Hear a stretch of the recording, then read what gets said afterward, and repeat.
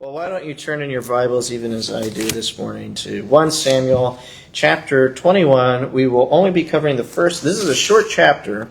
We're only covering the first 9 verses this morning. But while you're turning there, I'll briefly recap what we covered last week and really where we are, not just last week, really where we are in David's story at this point in time. We've talked about how David has been going through his Exodus moment, as it were, right? We saw the Pharaoh coming after him. We saw the idols, the false gods humiliated. And we see the firstborn son through a evening meal make it out. He seems as if he is dead, but he has actually come out the other side alive. So now we've shifted from that Exodus moment, all right?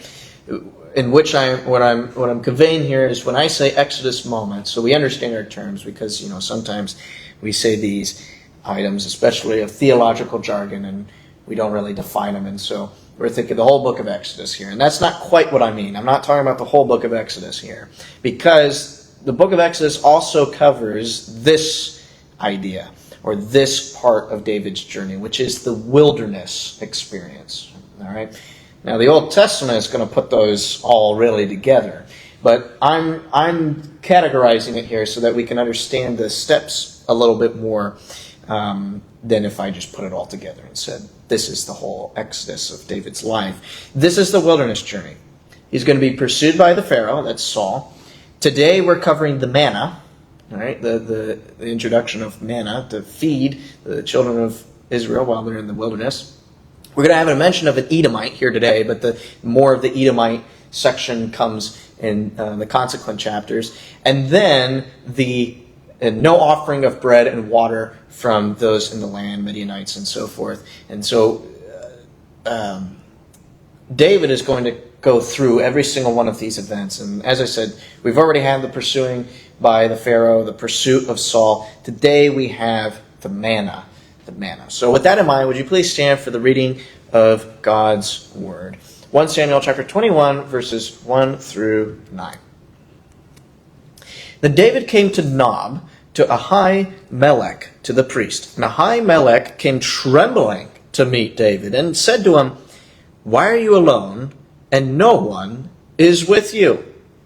And David said to Ahimelech the priest, "The king has commanded me with a matter, and has said to me, let no one know anything about the matter on which I am sending you, and with which I have commanded you. And I have directed the young men to a certain place. So now, what do you have on hand? Give 5 loaves of bread into my hand, or whatever can be found." And the priest answered David and said, "There is no ordinary bread on hand, but there is consecrated bread. If only the young men have kept themselves from women." And David answered the priest and said to him, "Surely women have been kept from us as previously when I set out, and the vessels of the young men were holy, though it was an ordinary journey. How much more then today will their vessels be holy?" So the priest gave him consecrated bread, for there was no bread there but the bread of the presence, which was removed from before Yahweh, in order to put hot bread in its place when it was taken away. Now one of the servants of Saul was there that day, detained before Yahweh, and his name was Doeg the Edomite, the chief of Saul's shepherds. And David said to Ahimelech, "Now is there not a spear or a sword on hand? For I brought neither my sword nor my weapons in my hand, because the king's matter was urgent." Then the priest said, "The sword of Goliath, the Philistine, whom you struck down in the valley of Elah, behold, it is wrapped in the cloth behind the ephod. If you would take it for yourself, take it, for there is no other except it here." And David said, "There is none like it, give it to me." Let the Lord bless the reading of his word. You may be seated. Starting again in verse 1. Then David came to Nob, to Ahimelech the priest, and Ahimelech came trembling to David and said to him, "Why are you alone, and no one is with you?"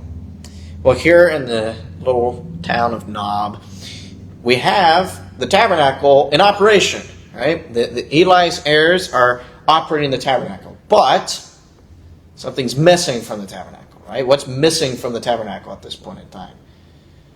It's the Ark of God, right? The Ark of God is not here. So this tabernacle is missing, probably the most significant part of it, right? God's presence is not here. The throne of God is not here in the tabernacle.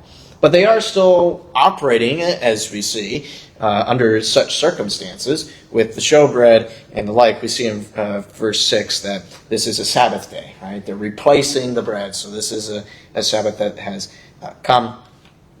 And if the text itself didn't give it away, then Jesus' own remarks, and we'll get to those, in the Gospels show that this was a Sabbath day event. So they're continuing the operation of the tabernacle despite the fact that there's a major missing piece in it. These are Eli's heirs, and we should remember that there's a little bit of a shadow hanging over them, right? Called Eli, called Phinehas and Hophni. And the curse that was promised by God to these priests, that they would suffer the curse of being removed from the priesthood. Well, that hasn't fully happened yet. And God even promised that they would live to see this event. And so we won't actually see that totally until the time that we as a congregation make it to the book of Kings. So you can hold that off for at least a year before we're there. But in the time of Solomon, that's when that comes to its fruition. But nevertheless, that should be understood here that while these priests are continuing to attempt fidelity and so forth, they do have this shadow hanging over them. And that shadow is pretty plain in Ahimelech's response, isn't it, to David's arrival. He comes trembling to meet David and says to him, "Why are you alone and no one is with you?" Now, there's a few connections of this passage to previous passages in 1 Samuel. And here's one of our first ones. Ahimelech comes trembling, like, if you recall, the elders of Bethlehem come trembling when Samuel comes to Bethlehem to anoint David. They come trembling. Uh-oh, Samuel, what are you doing? So in the same manner that Samuel brings a fear to Bethlehem, so now David is bringing a fear to Nob. What is the cause of this fear? Is the cause Samuel? Is the cause David? No. The cause is one and the same. It is Saul. Saul is what they are terrified about. Bethlehem is terrified that Samuel has come to anoint a king because who's still king? Saul. And he's got power behind him, right? He's got the institutional power behind him. Why is Nob terrified? Because of Saul. Saul has the institutional power. And so we see between chapter 16 and now here in chapter 21 that the serpent's grip of fear is on both the secular and ecclesiastical governance. And therefore we should not be surprised when we see that in our own day.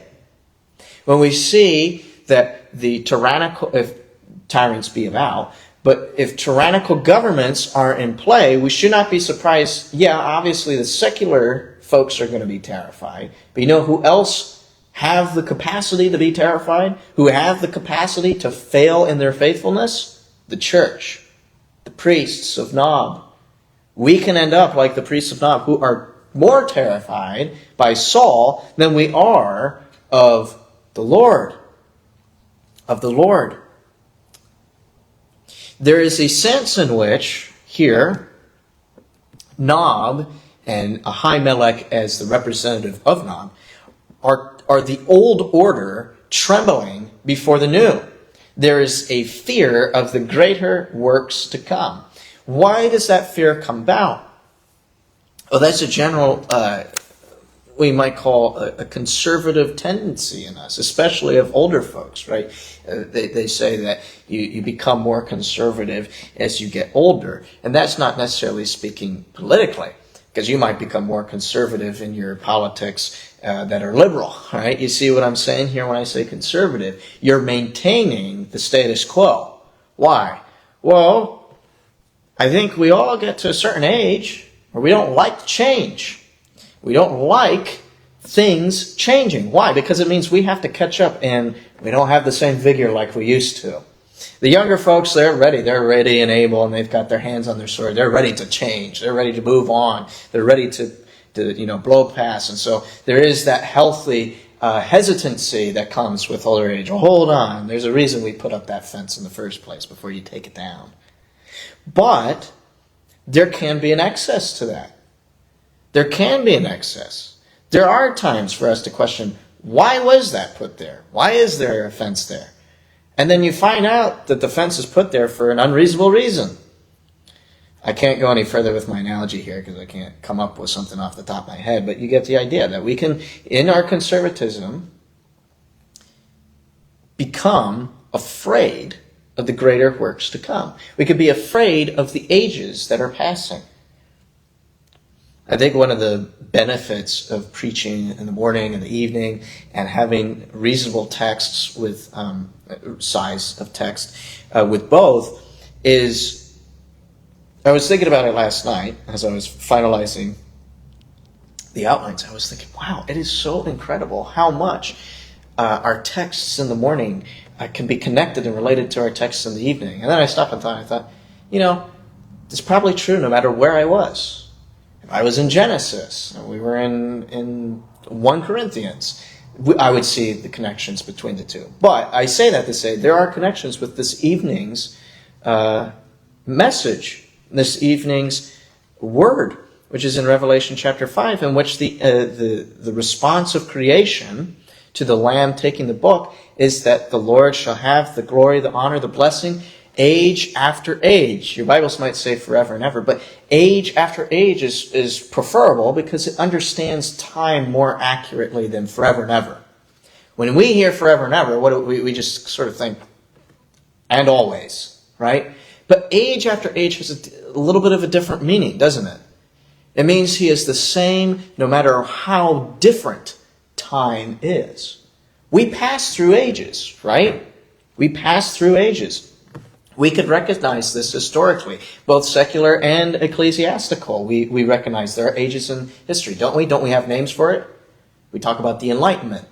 We talk about the Protestant Reformation. We talk about the Renaissance, right? We're identifying ages of time, and something changes. We're currently in one of those fast-moving ones, in which it's almost hard to get a grip of it, but maybe that's how it always feels when you're going through an age. But the industrial age is kind of coming to its end, isn't it? With the springing on of the information age. People say that there's an age in between, that there was the atomic age between the industrial, and now we have the atomic. Been in the atomic, we're entering into this information age. And what's everyone terrified about? AI. Right? Everyone's terrified that this thing has come upon us, and what are we going to do? We have to stop it at all costs. We can't. We just have to not live with it. We cannot go along with the new technology because it's all evil and it's going to be the mark of the beast and it's this, that, and the other thing, right? I'm getting at is the trembling. And here's my promise, which is not my own. It's Christ's own promise to you. Age after age, he is with you. Age after age, he will take care of you.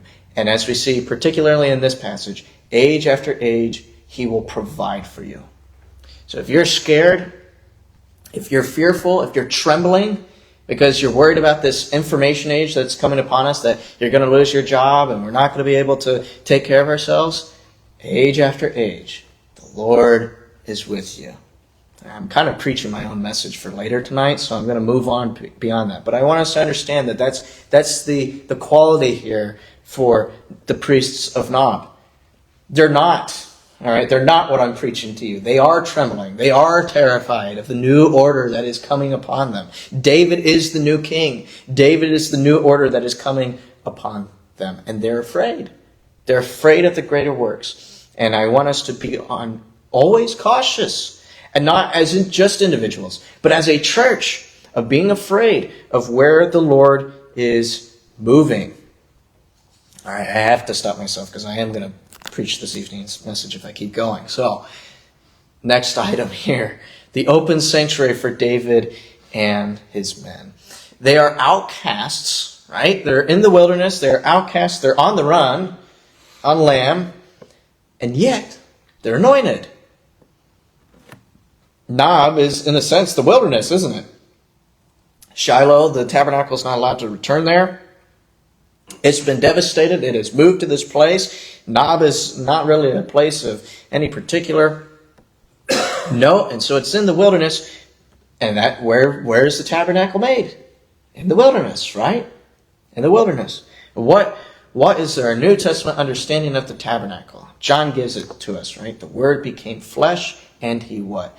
Your English translations probably say he dwelt among us. The word is he, and that's not a bad translation, mind you. But the word is even better. It's even greater than this. It is he tabernacled with us, right? He tabernacled with us. Christ is with us in our wilderness. And so we come and see this interesting dynamic, don't we, for David? The difficulty of the wilderness. And I say this because, beloved, we all have to, at some point in our Christian lives, if we don't become Christians on our deathbeds, right? And maybe you could consider the death part the wilderness, but we all go through wilderness periods in our lives. And we should understand that because it didn't just happen once, right? The wilderness that Moses goes through, but here David is going through a wilderness and he plays out the very similar themes. Yeah, that's a little different, obviously, than, as maybe a lot different in the particulars, but in the principles, they're the same. And God wants us to pick up on that. For what reason? To see that our particulars are very different, right? We don't have Edomites coming after us with swords and whatnot. The Edomites don't exist anymore, right? Our particulars might be different, but foundationally, our wilderness period is going to be the same. And so we can look to these stories and trust the Lord, that he takes care of his people. And that he is with them, that he tabernacles amongst them, even as they go through this wilderness period. What's the difficulty of the wilderness period that David learns? This is what he learns. When he's in the palace, people love him, right? They're singing about him, right? Imagine that. You're going down the road, or maybe you're going through the hallways of your workplace, right? Or the computer screen of your workplace, right? And you just happen to hear one of your coworkers is just singing a tune, and they're singing about you. That'd be a little, wow, it's about me? You're singing about me? You'd feel you'd feel maybe a little embarrassed, right? But you'd feel appreciated. Wow, they must really think something of me. If they just come up they come up with a new tune, they've come up with a song, lyrics, they really put a lot of effort into showing their appreciation for me. He was loved by the people. But now that he's in the wilderness, complete opposite. He's opposed. He's being opposed by the exact same people who were just cheering him on, a moment ago. So there's difficulty in the wilderness. And some of you may have experienced this already in your life, where you've gone through a wilderness period of a certain extent of time, where, you were doing well off, and then suddenly you had something really hard come upon you. Maybe it was a health issue, maybe it was a financial issue, something like that. And then you're kind of an outcast, right? People start treating you a little different. And then there comes this strange opposition. This strange opposition. Sometimes, we could get into the psychology of it all, and maybe there's this if I link myself to their sorrows, then their sorrows might catch on to me, kind of thing. This sort of juju, voodoo kind of thing. We don't believe in that, though, right? We shouldn't. Paul says the exact opposite, right? He says, weep with those who weep, right? Join in their sorrows with them and rejoice when they are rejoicing. But I think that it's rather that identification with the outcast. Don't want to do that. Because if I identify with the outcast, what am I identifying myself as? An outcast. I don't want to be identified there. But when David's in the palace, I'd love to identify with him, because what am I identifying with? The palace. The nice, comfortable place. But here God has brought his anointed king, the one whom he loves, the one who loves him, and he himself has brought David to this wilderness. He's brought him here. He's making him go through this wilderness. Not out of spite, not out of capricious nature, but out of love he is doing this for David's sake. This is for David's sake. that he goes through this wilderness. By the way, David's going to go through a wilderness of his own making later on. He's going to go through it again when he's king, seated in the palace. Here, he's not quite there yet, right? He has all the anointing and whatnot, but he hasn't actually sat on the throne yet. And so you could say, oh, okay, so God is letting him go through this wilderness period so that when he's king, he's good to rule. God lets him go through a wilderness period after he's ruling. So there isn't a point in your Christian life where you can say, all right, I've gone through the wilderness.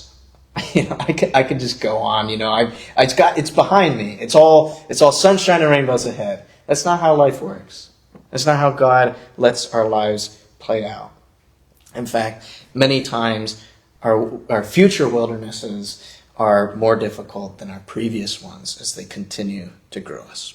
Well, moving along in verses 2 and 3, it says, David said to Ahimelech the priest, the king has commanded me with the matter and has said to me, let no one know anything about the matter on which I am sending you and with which I have commanded you. And I have directed the young men to a certain place. So now what do you have on hand? Give 5 loaves of bread into my hand, or whatever can be found.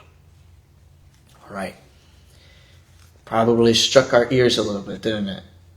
David's deceiving Ahimelech. So what is the quality thereof of this deception? Is David breaking the 9th commandment? Shall not bear false witness. It bears speaking about, because every evening, and maybe eventually we bring it to the morning as well, but every evening service, we rehearse the 10 commandments. And so what's the use of rehearsing these 10 commandments if we come to a text like this, and we just have one of our heroes breaking one of the commandments?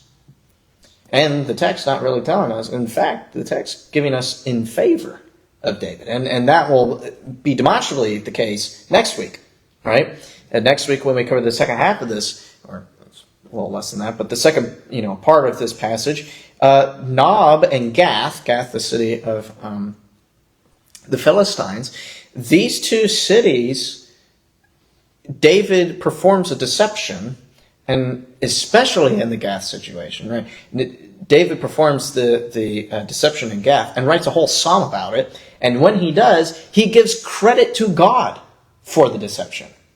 And that's in your holy text. That's in your inspired word. David gives credit to God for the idea to deceive them in Gath by pretending to be mad. The text, because of this, is also going to contrast two things here. The consequences of the deception. The consequence of David's deception in Nob results in, I hope this isn't a spoiler to anybody, but all of Nob is going to be wiped out. They're going to be massacred. They're going to be slaughtered. Gath, David ends up becoming a mercenary for the Philistines. So the consequences are contrasted. David performs better off in Philistia than he does in Saul's Israel. That's important. All right, now what is David's deception here doing? What can we discuss about it? One, I don't think it is a breaking of the commandment, the 9th commandment. We're going to get there later in our text, so I'll just mention it here now. But in the Gospels, in particular, we're going to look at Mark chapter 2, verses 23 through 28. Jesus does not remotely bring this up as a situation of David's failure, but rather he uses it as an example of righteousness. So it would seem a little odd if Jesus was picking up on this point in time of David's life, this particular story, and that's how people would have understood it, right?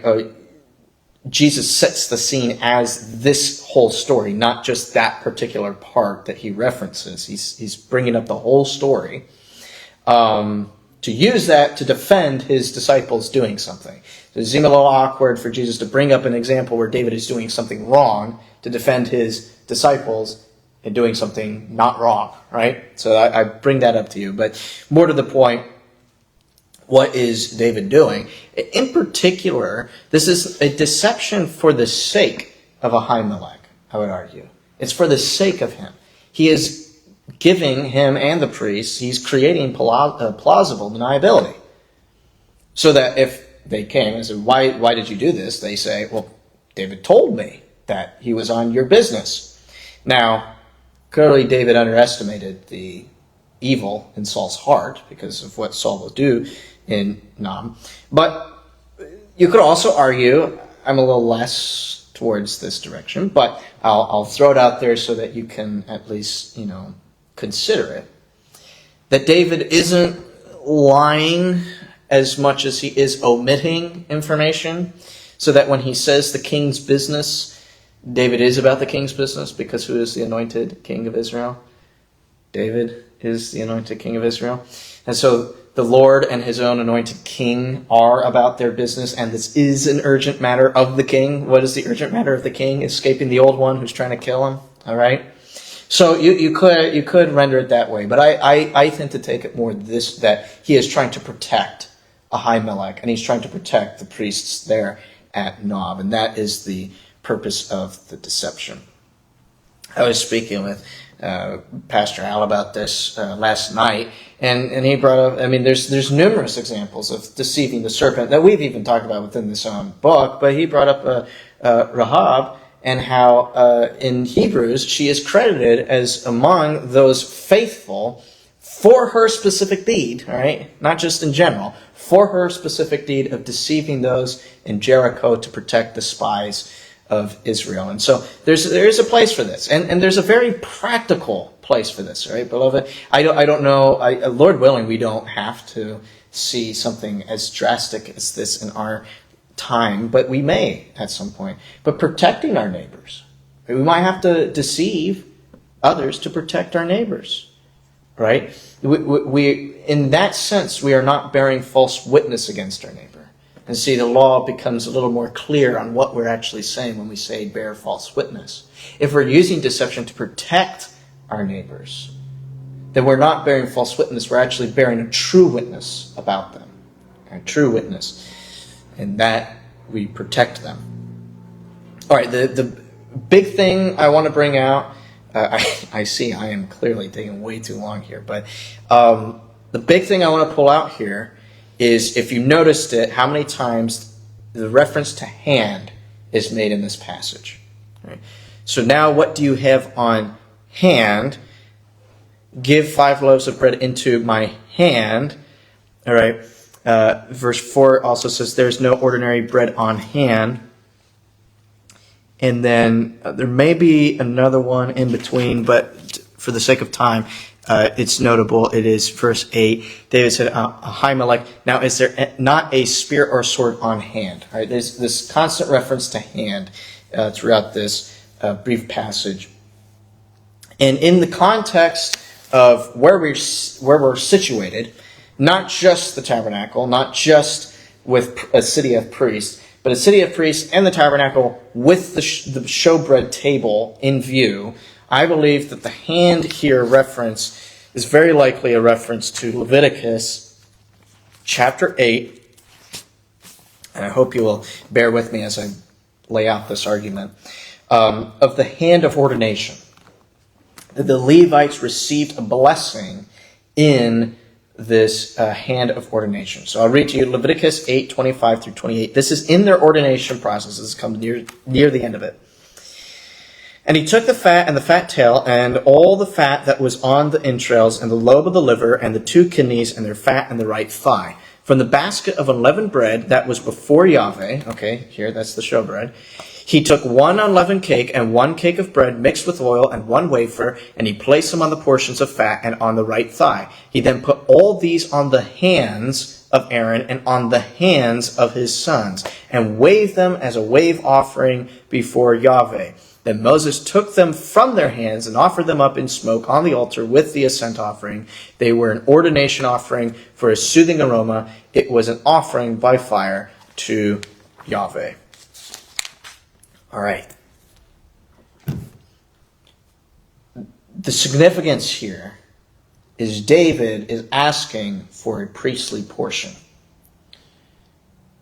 And this is where you get into the nitty-gritty of our text, because is is it wrong that David has taken this bread, this holy bread that's only meant for priests? No, because we've already seen that there is a priestly element to the role of the king. Not in just our previous passage with Saul and the New Moon Festival, but do you remember, I'll take you there, do you remember 10-ish chapters ago when Saul is sat with Samuel, that he gives them the priestly portion. He gives him the leg, or the hind, if you recall. And so he eats with the prophets. And he eats, the specific prophet, sorry, it's chapter 9, that's why I couldn't find it. There it is. And Samuel said to the cook, this is verse 23, bring the portion that I gave you concerning which I said to you, set it aside. Then the cook took up the leg with what was on it and set it before Saul. And Samuel said, here is what has been reserved. Set it before you and eat, because it has been kept for you until the appointed time, since I have invited the people. So Saul ate with Samuel that day. He eats the priestly portion, the portion of the son of a high priest. And so the king is eating this priestly portion. This Samuel does, knowing bats an eye, right, that Saul does this, right? They just kind of read along and, yeah, that's good. But this, they say, well, this is a matter of humanitarian necessity that they do this. That's not what's happening here. It's not a matter of humanitarian necessity. What it is a matter of is who is David and who are his men? That is the question, and that's the question that we'll bring up when we get to Mark 2, what Jesus is getting at as well. Now, another element here that's really interesting is why 5 loaves? Why does David ask for 5 loaves? Because that is, 1, a specific number, but 2, a peculiar number. Because it doesn't really, in a sense, jive with the whole number of loaves there. Because how many loaves are there? Same as the number of tribes of Israel, right? There's 12 loaves. 5 isn't half. There's not really a number that you make 5 fit with 12, as you normally do. But we have seen 5 with David before. We saw it with his stones. Remember, he picks up 5 stones from the brook to kill Goliath, and we said that there's 5 cities also of Philistia, and there was also 5 total brothers, with Goliath included, of giants. I'm arguing here then that the 5 loaves are the stones turned to bread, even as when David comes, he has bread and it turns to stones, right? When he first comes to the camp of Israel, when they're all frightened by Goliath, what does he come with? Bread, right? And then what does he leave with? Stones. Now we have almost a reversal of that. He has come with arms, but he is leaving with bread. That is what he is requiring. He is arming then his warriors. He's arming his warriors with holiness and a kind of sanctification. And we will see that there is clearly a holy warrior resemblance here. That these aren't just a ragtag band of people, but David has actually consecrated these people, and this is part of the consecration, eating this bread. And so we see, verse 4, only showbread is on hand. Priest answered David and said, there is no ordinary bread on hand, but there is consecrated bread, if only the young men have kept themselves from women. This is, as I said, the manna in the wilderness. This is the divine sustenance in order to pass through valleys of death. We pass through valleys, plural, of death, beloved. We do not pass just simply through one valley of death. And then we all must eventually pass through death itself. Not just a valley, not just a shade, not just a reflection of death, but through final death, through mortality, and come out the other side. But through all these things, God provides his people in the wilderness time. And so, especially when we're coming to the end of life, we can take comfort. What bread will be provided to us when we pass, when we die and give up the ghost? The bread of Christ, the manna which comes out of heaven, that the fathers in the wilderness ate, not like that kind. But this bread comes out of heaven too. But those who eat of it do not die. They live. And so he will provide. If he will provide for you in that moment of time, he will provide for you in all other times. Now, notably, the common bread is absent. I don't have any other bread to give you. I've only got the showbread. The common bread is absent. That means the priests here are operating on the bare minimum, which isn't good. Isn't good. There's a sense in which here in this part of the story, because we've been hearing about how Israel's been doing up to this point, right? Militarily and kingdom-wise, we've got a little bit of chaos, but overall the institution is working, right? The enemies of God are being defeated. Things are working. But it's very clear that ecclesiastically, things are not going too well. The priests are out here. They're away from the people. They're in this obscure place. And they don't got a lot of bread. They don't got a lot of food. It's not going well for them. They're at the bare minimum. And sometimes, well, we can feel like that here, can't we? In a small country church, right? We are operating on the bare minimum. And yet, nevertheless, God is present here. And His holiness still matters, right? It still matters. And so it says the communion, the communion meal of God is here present, nevertheless. And it is with Israel, intended to be eaten by true Israel, right? That is what's happening. That's what's present. And so I won't press that point any further than to go into the next two verses. David answered the priest and said to him, surely women have been kept from us, as previously, when I set out, and the vessels of the young men were holy, though it was an ordinary journey. How much more than today will their vessels be holy?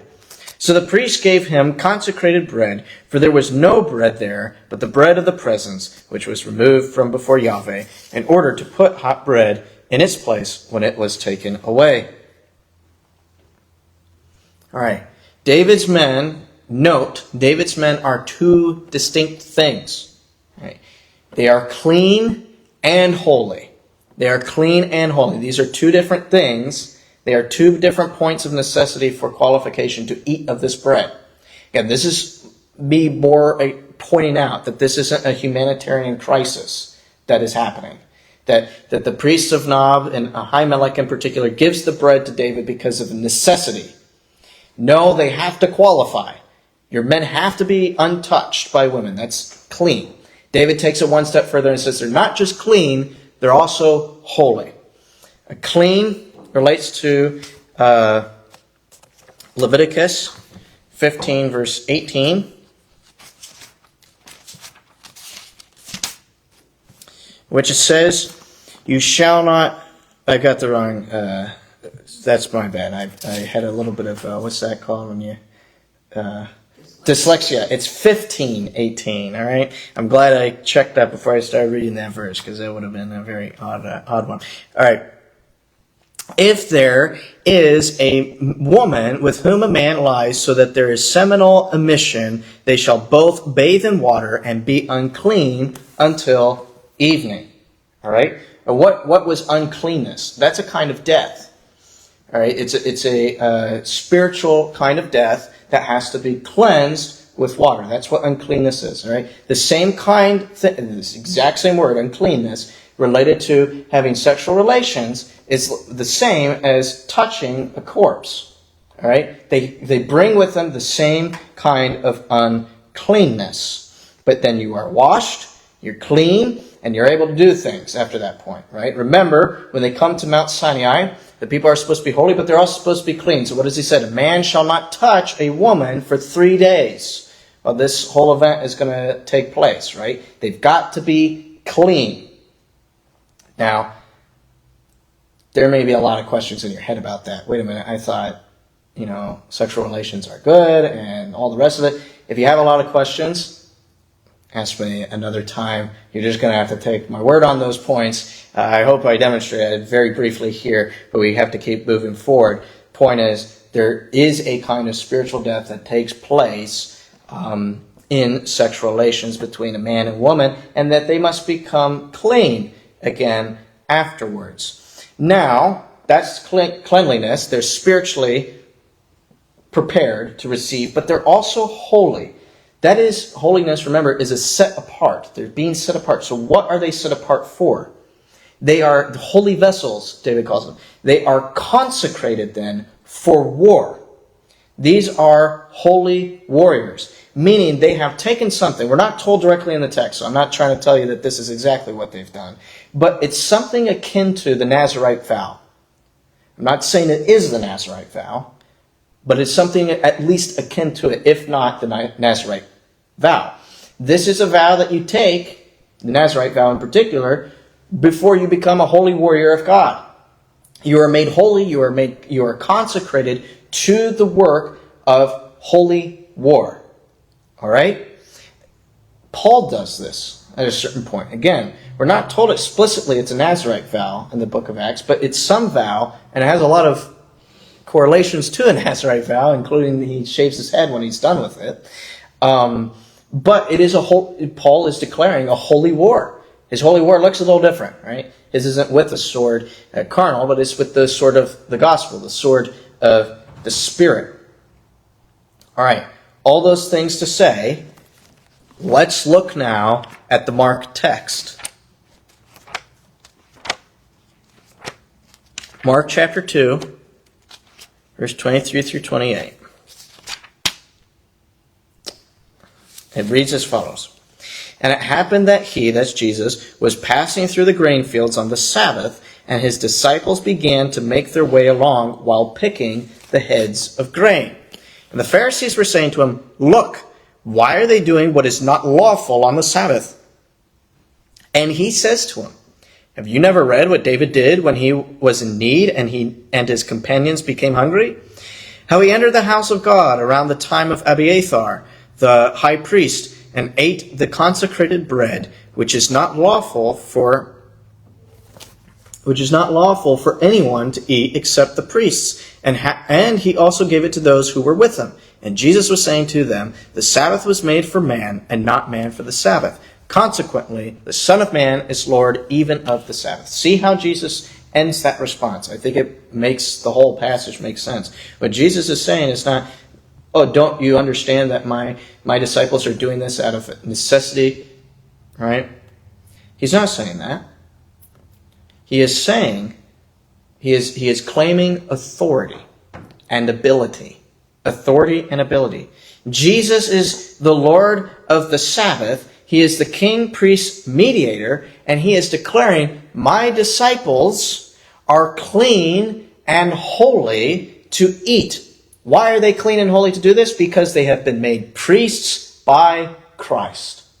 So too you are priests and kings of Christ. And so you are to be made clean, right? And you can become unclean as Christians, right? In the same manner that we see the Old Testament saints could be unclean, even though they're righteous. You could become unclean. You can stain your garments, but you can clean them again. You can clean them in what? The blood of the Lamb, right? That's what it says. But you also ought to be holy. And again, you can step away from that holiness. And so that's something where our salvation is totally the work of God.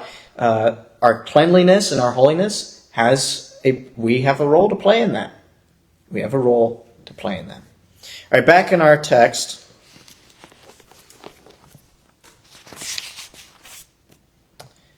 We have this verse that almost sneaks in, right? Sneaks into our passage. Now one of the servants of Saul was there that day, detained before Yahweh, and his name was Doeg the Edomite, the chief of Saul's shepherds. This is to give us a foreshadow of what's to come. But Doeg here is engaged in his own deception, right? David has done his deception, but Doeg is engaged in his own deception. But he is breaking the 9th commandment. He is breaking the commandment which says you shall not bear false witness. Why? Because he's not doing it for the priest's benefit. He's doing it for betrayal. He's going to betray these priests. And I think his name, Doeg's name, is an interesting word to consider. The meaning is anxious. Is Doeg the anxious one, or does he make people anxious? Well, the text bears out that he's more the one who's making people anxious, right? It might be the very reason why Ahimelech was trembling in the first place. You know that Saul's chief shepherd is right there, right? We're also told he kind of rolls off the tongue in that sort of, he's a villain kind of way, doesn't it? It's Doeg the Edomite. Ooh. He's not just anybody. He's the Edomite. Someone of Esau. All right? He is an Edomite serpent. Well, now, what do we have? We have our three villains of biblical history all present here, right? We have the apostate, that's Saul. We have the Edomites, that's Doeg the Edomite. And then we have the Gentiles who will be the Amalekites later in our story. But we have all of them present here. Jesus goes through these same enemies. Paul, following after Jesus, goes through the same three enemies, right? Jesus goes through the apostates. This is the Sanhedrin, right? In this order. He goes then to the enemy of the Edomites. Who's that? Herod. King Herod is an Edomite. And then he is brought before the Gentiles. Pilate, right? So the three enemies are consistent throughout history, and here are the Edomites, these particular false traitors. But there's this interesting point about him, that he's detained before Yahweh. What does that mean?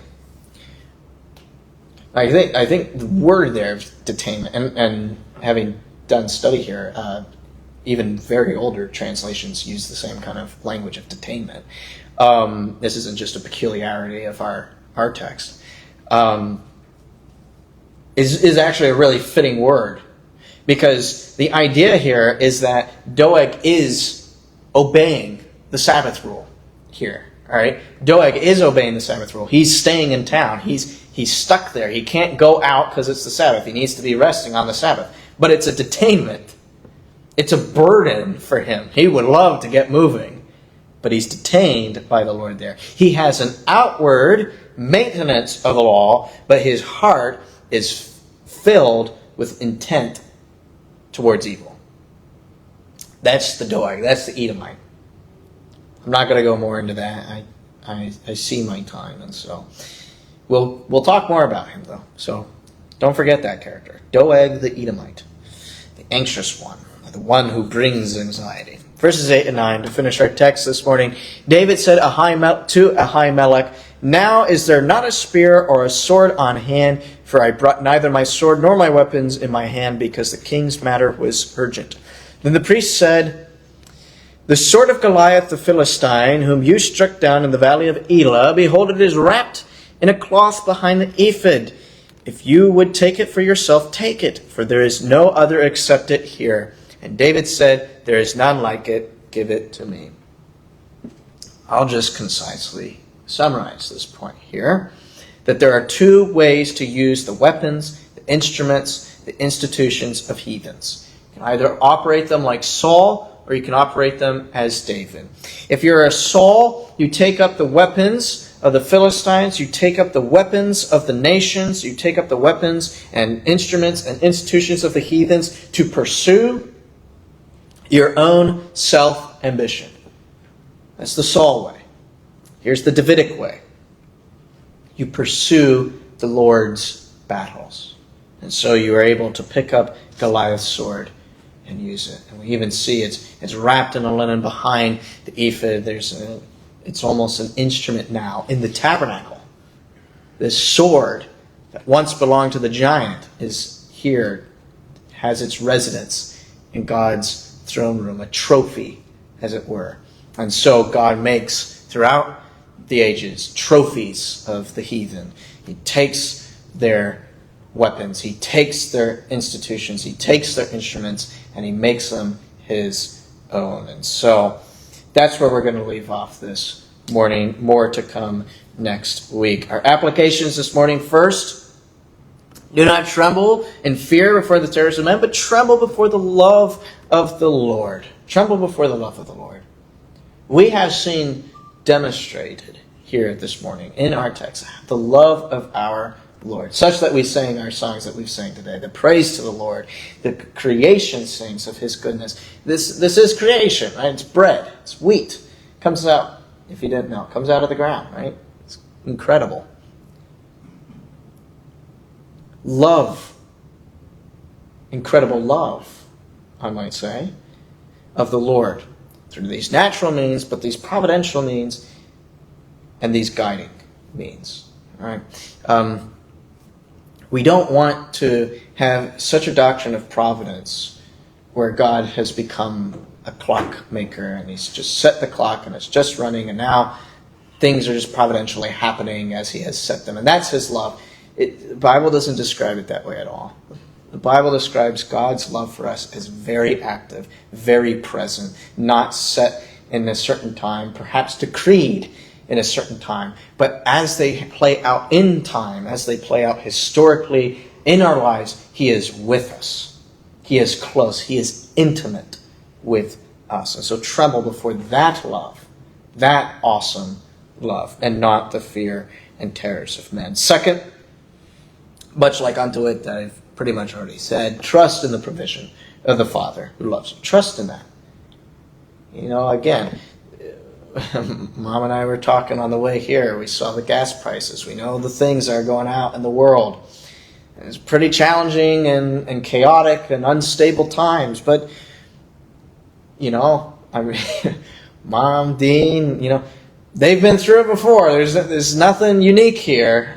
These things happen. The Lord has always provided for us. We're here now. He will continue to provide for us. Let us put our trust in the Father who loves us. And it will be bread, and he'll sustain us. So let's not become like those children in the wilderness who began to despise his provision, and start demanding quail and meat. And as the meat is still in our mouths, we're struck dead because of our greed and gluttony. Third, as king priests of our God, be clean and holy, not merely externally presentable. Don't be a Doeg. Right? Don't be that guy.